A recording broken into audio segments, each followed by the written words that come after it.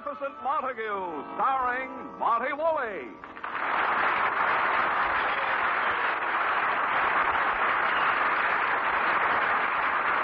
Yes, it's the Magnificent Montague.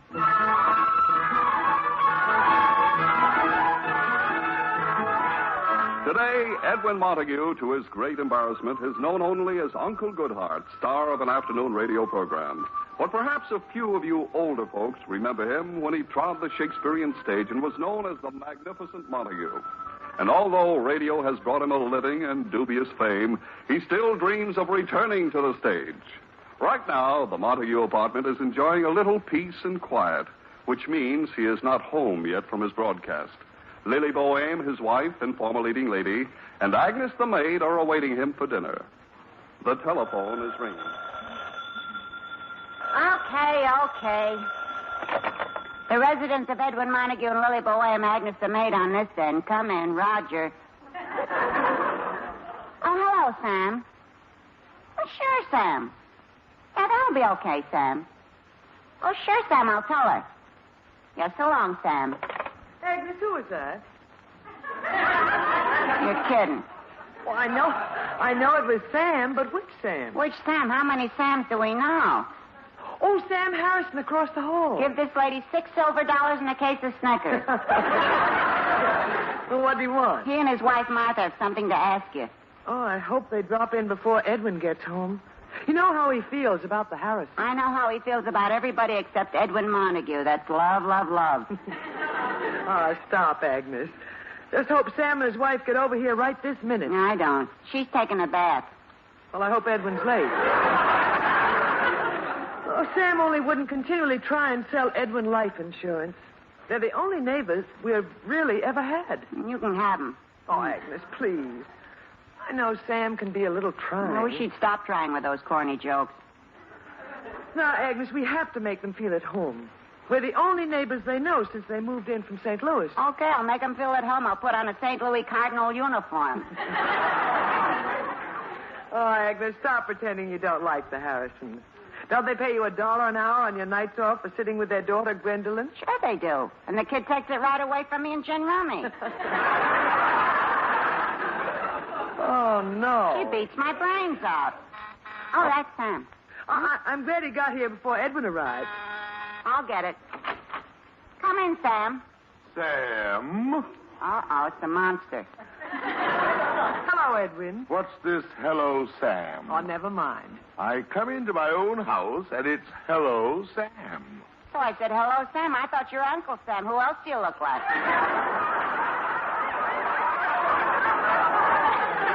Agnes. Oh, Lily, thank goodness Agnes finally learned how to bark out hello. At least we broke her of the habit of jumping up on people and licking their faces. All right, Edwin. Now sit down. You look tired. Can Agnes get something? Yes, lost. Come on, Mr. Montague. Have something. I made a batch of cookies especially for you. You can hardly taste the arsenic. Agnes, leave him alone. Oh, Lily, after a day of degrading myself on the radio, I have to come home to this. Well, how was your program, Edwin? Oh, we gave the housewives both barrels this afternoon. Was Uncle Goodhart doing good again in his little cottage on the sunny side of the lane? Good? I was nauseating. Today, Uncle Goodhart is walking through the woods, and I find a little animal in a big trap. What'd you do, open your mouth and let it out? Lily, tie her up the kitchen or something. Oh, not that, Master.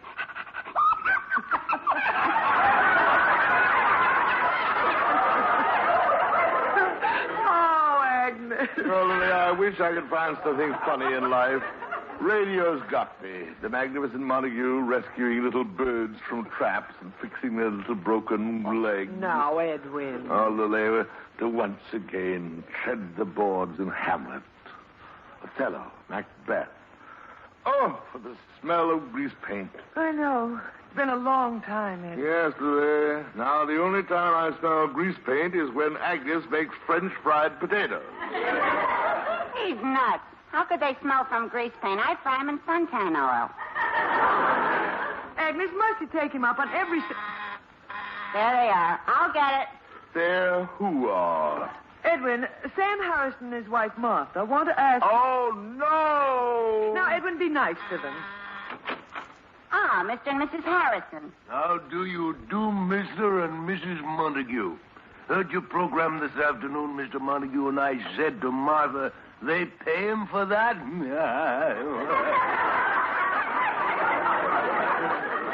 That's just what I said, didn't I, Martha? Yes.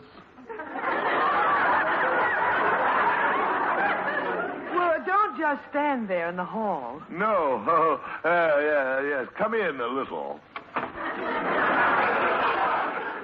Sam, you wanted to ask me something? Now that you mention it, yes. You see, Mrs. Montague, Martha and I belong to the Parent Teachers Association of the school our daughter Gwendolyn attends. Public School 37. I know, and you want to know why we never sent Agnes to school. Now, Edwin, be serious. Go on, Mr. Harrison. Well, we are trying to raise money for some new playground equipment. After all, we want our children to grow up with healthy minds in healthy bodies. Why? Edwin, tell me, Mr. Harrison, how are you going to raise the money? Well, it's Martha's idea. We're going to have an amateur theatrical evening. An amateur theatrical evening. Oh, no.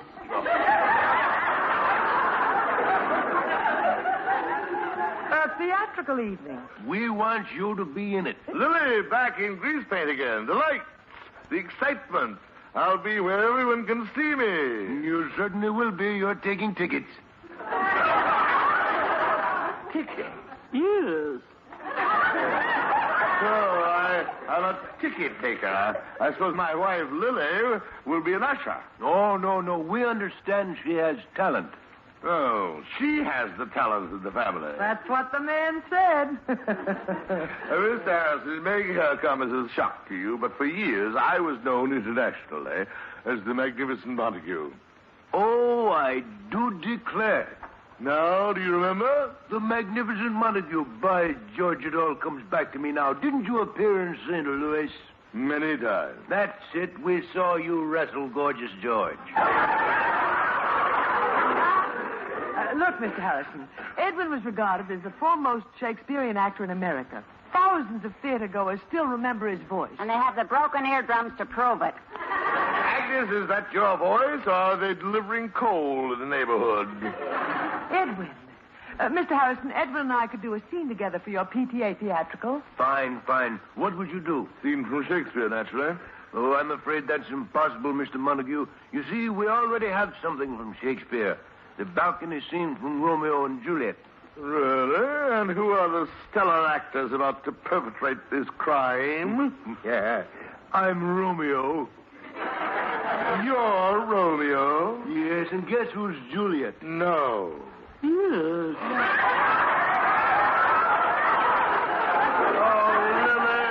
Lily.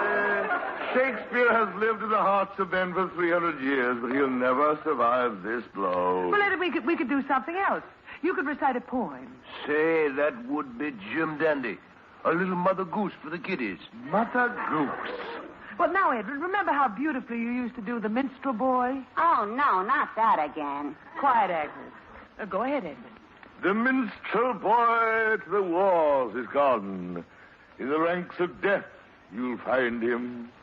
His father's sword he has girded round, and his wild harp slung behind him. Eh? Beautiful, Edwin. By gum, that Irving Berlin can write lyrics. Irving Berlin, more. There was a point with spirit. Mr. Harrison, you can count on Edwin and me to be there. So good of you. Now, wait. This is ridiculous. Lily and I are famous for our roles in Shakespeare. Now, Edwin, Sam and Martha are doing Romeo and Juliet. They have their hearts set on it. Oh, yes, indeed. Yeah. I've been practicing that love scene with Martha all week. Haven't I, Martha? Yes. Oh, but this is silly. As long as you have me, you might as well exploit my talent. We're going to be all right, Mrs. Montague. After the show, we're having a buffet. You can slice the bologna. He's been doing that for years. Agnes, everyone is doing something for the affair. As long as they're having cold cuts, why don't you donate your tongue? your tongue. Now, wait, Sam. Perhaps Edwin and I could do a Shakespearean scene that wouldn't conflict with you. Midsummer Night's Dream. That's it, Lily. I can play Hippolyta, Queen of the Amazons, and Edwin can play Bottom. Hold on, Mrs. Montague. Remember, we're doing it in a public school.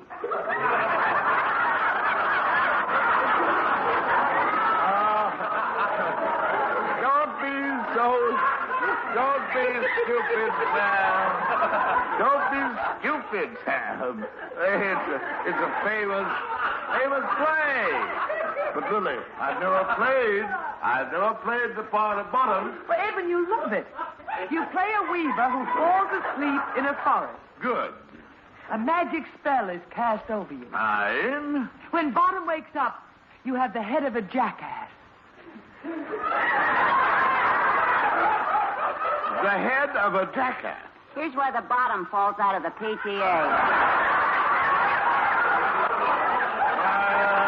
Quiet. Lily, are you crazy? Here in my first appearance on the stage in years, you want me to wear the head of a jackass? What will people say? They'll say he hasn't changed a bit. Lily, will you return that vanishing cream we bought for Agnes on her birthday? Tell them it didn't work. She's still around. Sam, whatever it is, you can count on us. Right, Edwin? Very well, we'll do something. Well, that's just George. Here are some tickets for you to sell. Tickets? Well, take them, Edwin. Make your friends buy them. Better get back and rehearse the balcony scene. I have to practice climbing that balcony. The other day, I fell down and almost split my head open. Isn't that right, Martha? Yes. Well, let's go. Martha and I want to have a martini before dinner. Good. We never drink, but we always have that one martini before dinner. Isn't that right, Martha? Goodbye. Oh, Gad, it's people like that who give neighbors a bad name. Oh, now, Edwin, I like the Harrisons. That Sam Harrison, he's down to earth. Not far enough. Well, I'm glad we can help them out with their PTA theatrical. You will try and sell the tickets, won't you, Edwin? Yes. I'll sell them to the people around my Uncle Goodhart radio program. Ah, that's nice. Yes, I've been trying to get even with them for some time. Now, Edwin, it'll be fun. We'll do one of our old scenes. One of our old scenes. Oh, Lily. How the mighty have fallen. The Magnificent Montague, whom people once paid $6.60 a ticket to see in Hamlet, Macbeth, Julius Caesar, will now be seen at public schools, 37 for 40 cents with cold cuts.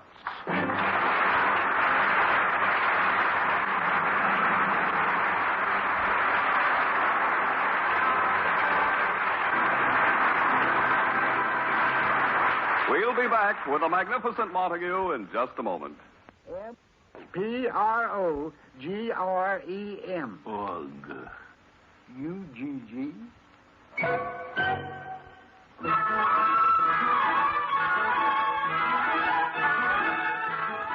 And now, back to the Magnificent Montague.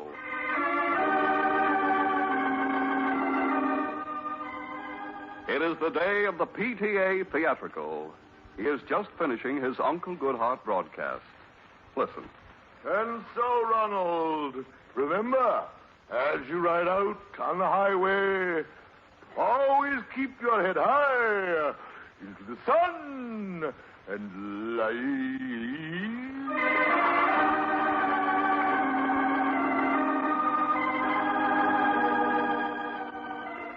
So ends another episode of Uncle Goodhart. Until he meets you again in his little cottage on the sunny side of the lane, here is Uncle Goodhart with his thought for the day. When your neighbor comes home fighting drunk and attacks his wife like an ogre, say to her as she's ducking an axe, he's such a nice man when he's sober.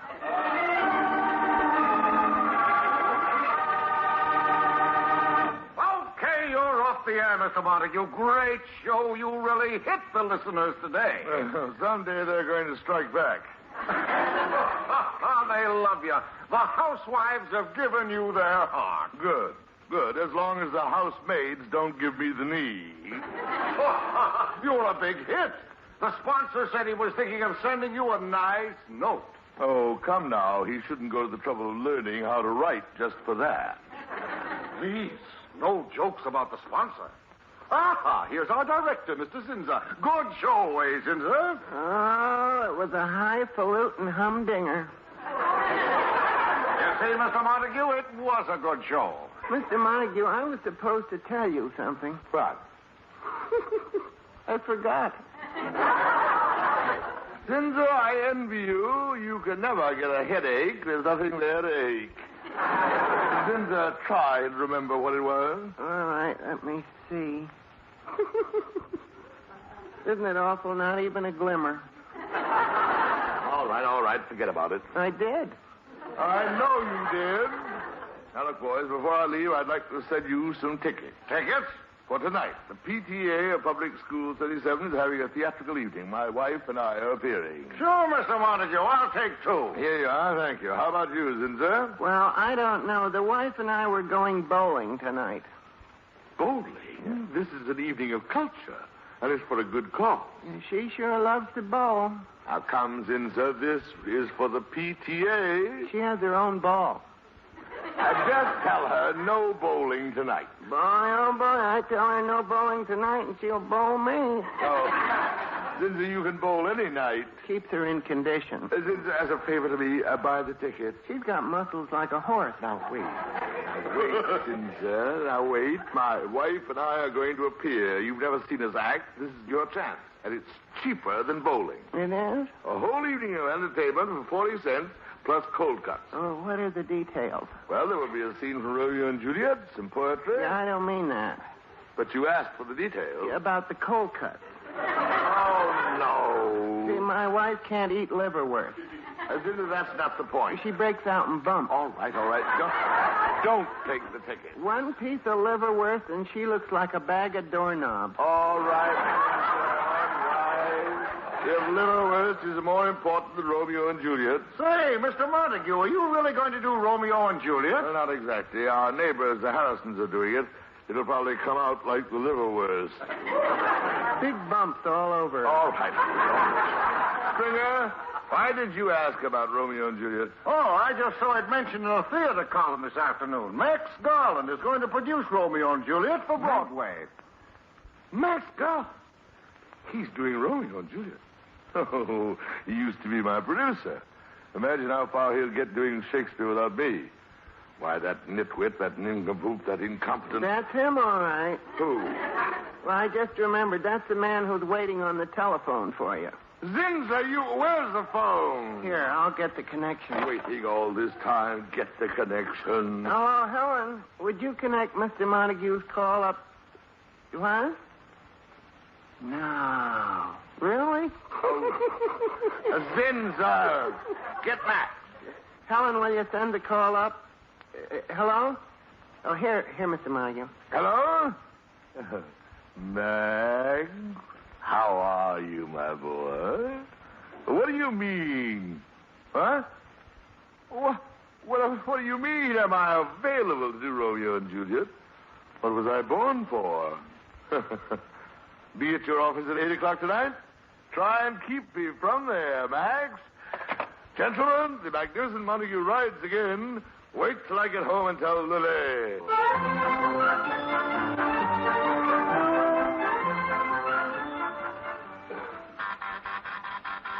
Oh, that's Edwin, Agnes. I'll get it.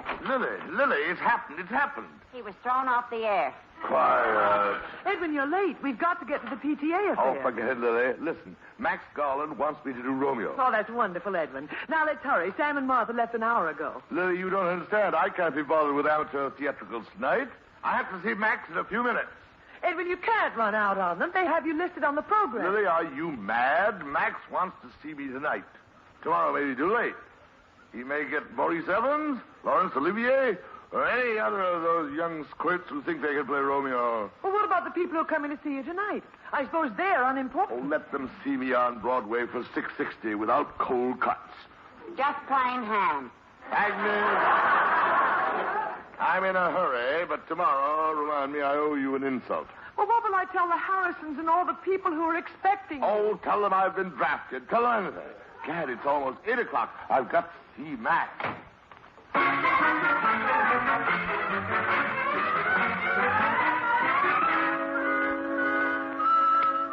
Yes? Mr. Montague? Well, send him right in. I must be nuts getting involved with that monster again. The ulcers he caused me, the sleepless nights. Edwin! When I heard Romeo and Juliet was going to be revived on Broadway, I said, whether I'm in it or not, the best producer in New York is doing it. Max Garland. How could I do it without you, Edwin? Now, Max, there are lots of other actors who can play Romeo. I know, but none can play it like Maurice Evans. No, Max, none can... Who?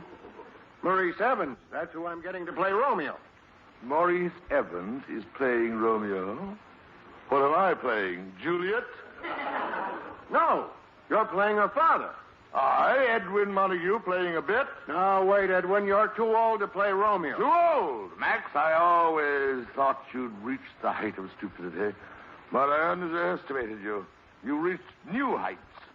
I will be Romeo. Oh, for heaven's sake, Edwin. When Shakespeare wrote the play, Romeo was 16.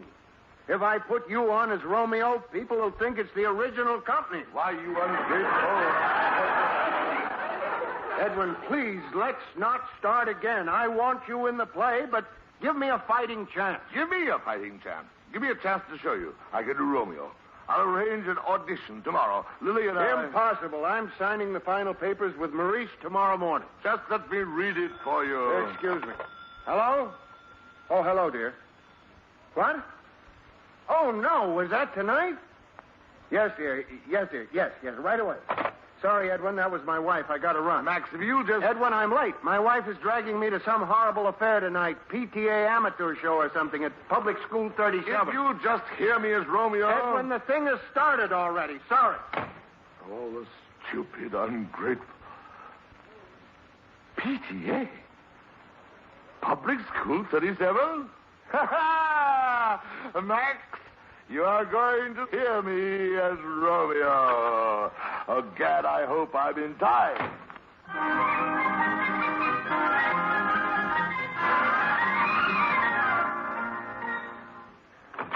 Sorry, mister, you can't go backstage. It started. I'm on the program. Let me through. Now, where is he?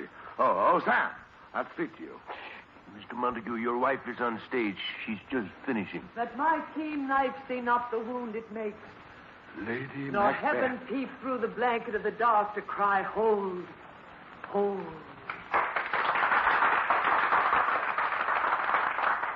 Now, listen, Sam. Who you got here, Edwin? Lily, I'm desperate. Sam, listen. Montague, Martha, and I go on right now in the balcony Sam, scene. please, let Lily and me do the scene. Edwin, how dare you? I refuse. Sam, I must play Romeo. My whole career is at stake. I'll buy insurance from you. 20-year life? Now the premium. Sam, later. Go announce it. Shame on you, Edwin. Max is out there. Lily, you must go on with me. Never. Very well. I'll do it with Martha.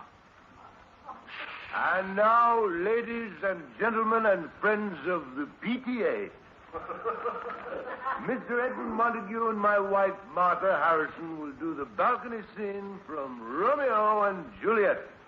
Music.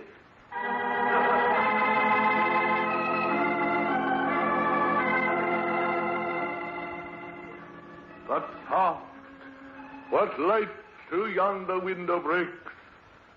It is the east, and Juliet is the sun.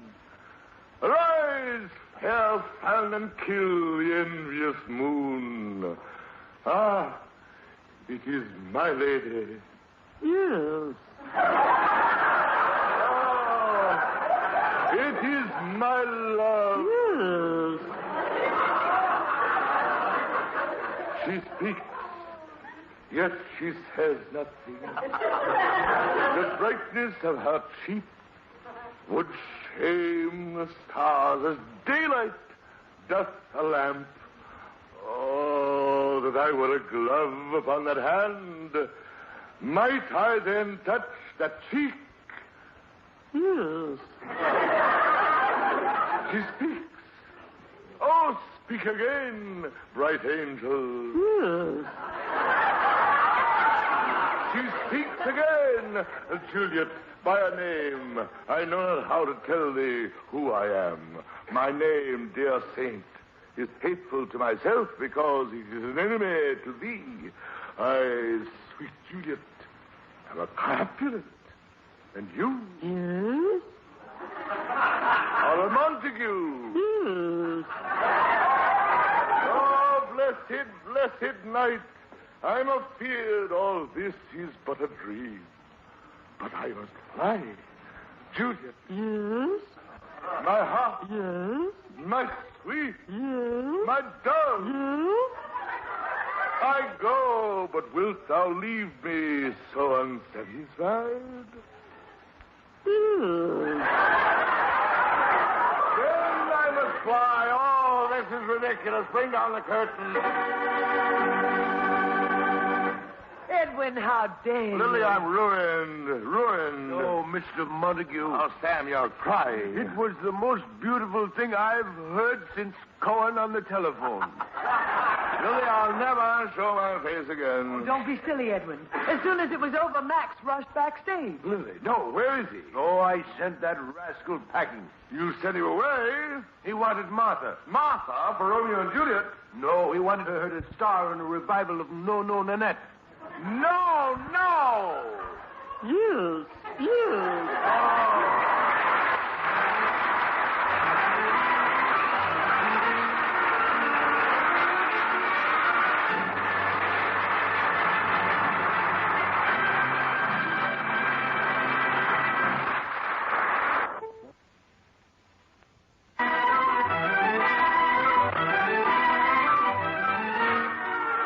Listen again next week, friends, to The Magnificent Montague, starring Monty Woolley.